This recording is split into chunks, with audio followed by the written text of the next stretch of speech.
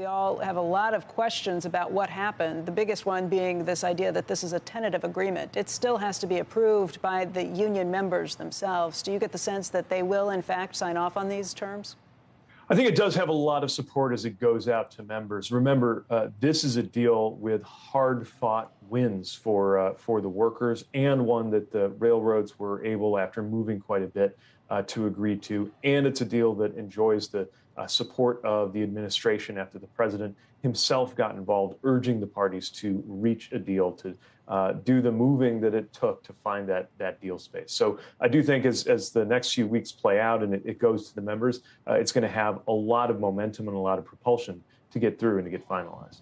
We'd heard a lot of the terms ahead of time. These were things that the White House panel had recommended, and that I believe the railroads themselves had signed off on, things like a 24% pay increase between the years 2020 and 2025 with something like, or I guess 2020 and 2024 with something like a 14% increase immediately, some big payouts that went along the way.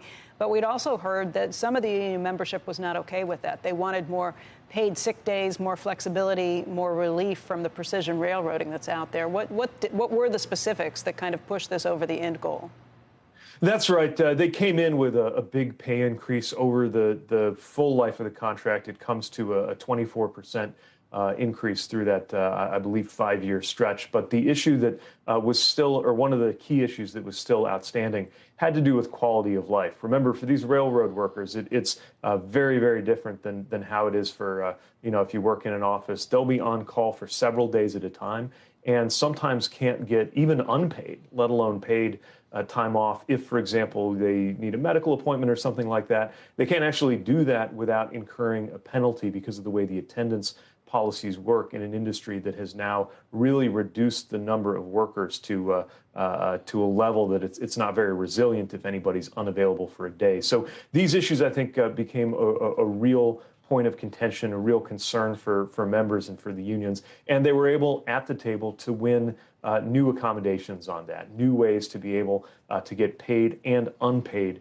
time to take care of family matters, to take care of medical matters that need attention. There are a couple of other things related to their health care and other matters that needed to be resolved. And these were still being negotiated late into the night. But it took a turn, I think, first when the president called personally, not the first time he'd engaged in this issue, but when he called into that room at the Department of Labor, where Secretary Marty Walsh had convened people. They'd probably already been in there for more than 12 hours at that point, stressed the importance of getting to a deal. And then I got some indications of good news around 2 in the morning that they had hit a real turning point in the room. By 5 a.m., we were able to publicly share the good news.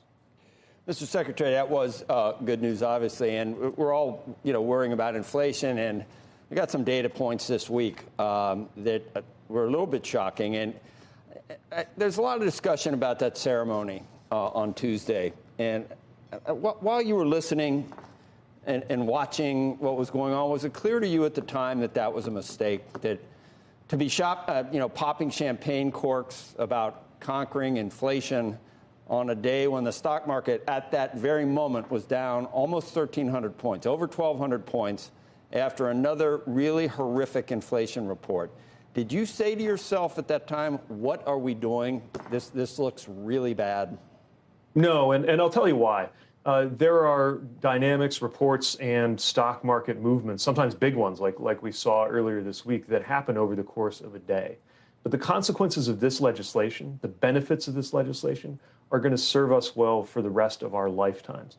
Remember, this represents the most significant climate legislation passed by any country ever. In the year 2030, the year 2050, we will be looking back at the passage of this legislation, I believe, as a turning point that helped us avoid some of the worst outcomes of climate change that could destroy trillions of dollars in value and cost millions of lives. In a more immediate sense, it also represents relief for families. The president successfully finally getting what pretty much every American, if not every member of Congress, thinks we should have been doing for a long time, which is finally letting Medicare negotiate drug prices and, of course, lowering the deficit by doing so.